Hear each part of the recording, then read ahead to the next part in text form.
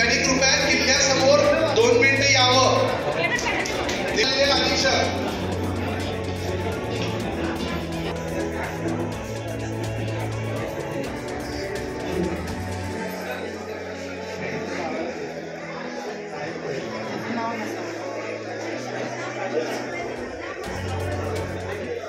नमस्कार. सांगली जिल्ह्यातील मतिमंद विद्यालय असतील किंवा अपंग विद्यालय असतील, या विद्यार्थ्यांच्याकडून लहान विद्यार्थ्यांच्याकडून तयार झालेल्या ज्या वस्तू आहेत, शोभेच्या वस्तू आहेत, आकाशकंदील आहेत आणि इतर मेणबत्त्या आहेत, पणत्या आहेत, या सर्व वस्तूंचं प्रदर्शन जिल्हाधिकारी कार्यालयाच्या खाली लागलेलं आहे आणि याचं उद्घाटन जिल्ह्याचे खासदार विशाल पाटील आणि जिल्ह्याचे जिल्हाधिकारी अशोकजी काकडे साहेब यांच्या हस्ते नुकतंच पार पडलेलं आहे. आपल्याबरोबर जिल्हाधिकारी साहेब आहेत, आपण त्यांच्याशी बोलूया.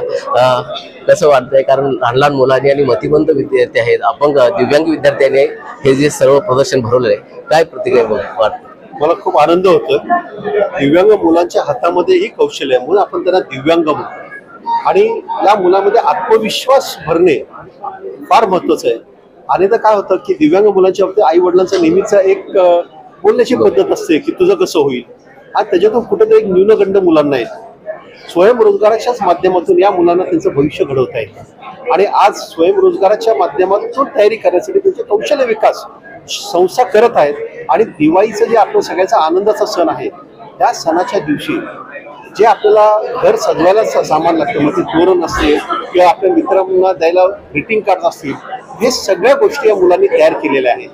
तर त्याच्या विक्रीतून त्यांना जो पैसा मिळणार आहे तोही त्यांच्याकडे जाणार आहे आणि एका प्रकारे आपल्या स्वतःच्या पायावर उभं राहण्यासाठी ते प्रयत्न करत आहे. सगळ्यात महत्त्वाचं म्हणजे दिवाळीचा सण आनंदच आहे, आपल्या आनंदात ते भर देत आहे. आणि आपण जर का पाहिलं याच्यात एक प्रकर्षाने जाणारी गोष्ट आहे की कोणी फटाकड्या तयार केलेल्या नाहीत, ज्याच्यातून निर्मितीचं कौशल्य दिसेल, त्याचबरोबर जे चिरकाळ टिकेल अशाच गोष्टी या मुलांनी केलेल्या आहेत. त्याच्यामुळे मला तर खूप आनंद झालेला आहे आणि मी आपल्या या निमित्ताने आपल्या चॅनेलच्या निमित्ताने सर्व सांगलीकरांना विनंती करतो की आपण या प्रदर्शनाला भेट द्यावी. या मुलांनी तयार केलेल्या वस्तू त्यांच्या क्षमतेप्रमाणे त्यांनी केलेल्या आहेत, हे लक्षात ठेवा. वस्तू तरी सुद्धा खूप खूप स्वस्त आहेत.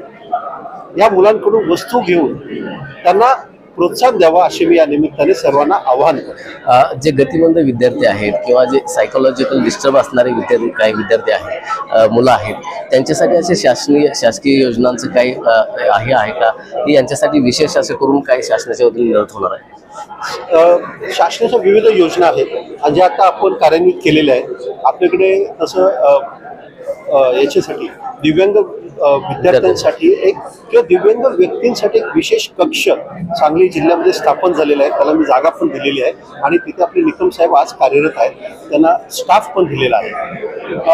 मला असं वाटतं की मुलं जे तयार करत आहेत त्या मुलांना कुठेतरी स्वतःचा सूर सापडला पाहिजे आणि तो सूर सापडण्यासाठी त्यांना खऱ्या अर्थाने आता समाज मान्यतेची आणि समाजाच्या प्रोत्साहनाची किंवा मी असं म्हणेन शाबासकीची गरज आहे. ती शाबासकी आज तुम्ही दिली तर मला असं वाटतं की त्याच्यातून नक्कीच खूप चांगले असे आपल्याला या जिल्ह्याला पुढच्या 10 वर्षामध्ये फळं मिळतील. नक्कीच हे जे गतिमंद विद्यार्थी आहेत, मतिमंद विद्यार्थी आहेत, दिव्यांग विद्यार्थी आहेत, यांना कुठेतरी सूर सापडला पाहिजे आणि त्यांना आपली कला सादर करण्यासाठी कुठेतरी व्यासपीठ मिळालं पाहिजे. या संदर्भात आणखी साहेब काहीतरी बोलणार आहे. याच्यामध्ये आम्ही बाल सुधारगृहातल्या मुलांना सुद्धा यासाठी प्रोत्साहन दिलं आणि त्यांनी वस्तू तयार केलेल्या आहेत आणि त्यांचं प्रदर्शन आम्ही लावलेलं आहे.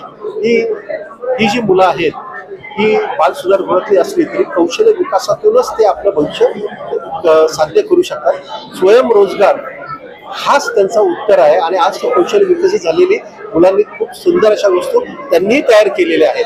तर त्याला आपण सर्वांनी प्रोत्साहन द्यावं अशीच मला आपली विनंती करावीशी वाटते. याशिवाय बाल सुधार गृहामध्ये जे विद्यार्थी आहेत त्यांच्याकडूनही अशा तऱ्हेच्या वस्तू वेगवेगळ्या वस्तू तयार करण्यात आलेल्या आहेत आणि त्यांनाही प्रोत्साहन देण्यात यावं अशा तऱ्हेचं आवाहन समर्थ सांगलीकरांना जिल्हाधिकाऱ्यांनी दिलंय.